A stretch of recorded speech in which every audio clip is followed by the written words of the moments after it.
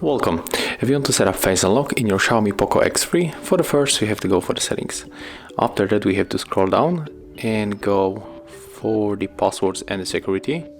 Then just tap on the Face Unlock, read the description, and after that just click next.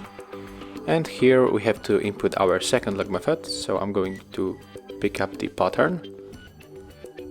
After a few seconds we are able to click on the we got it button, and now just draw your pattern, draw it one more time, click confirm.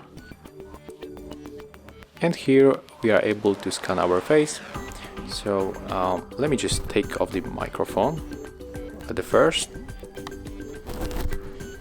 Okay, and right now we have to keep our face in the circle. Oh, I just removed the camera a little bit, but never mind. Right now I'm gonna put back the microphone, and right now we can click here done, and then just go back, lock the device, and we are going to check if the Face Unlock is working.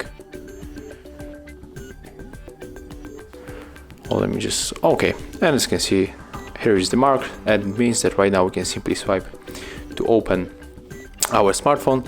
And if the face recognition is not going to work, when you swipe,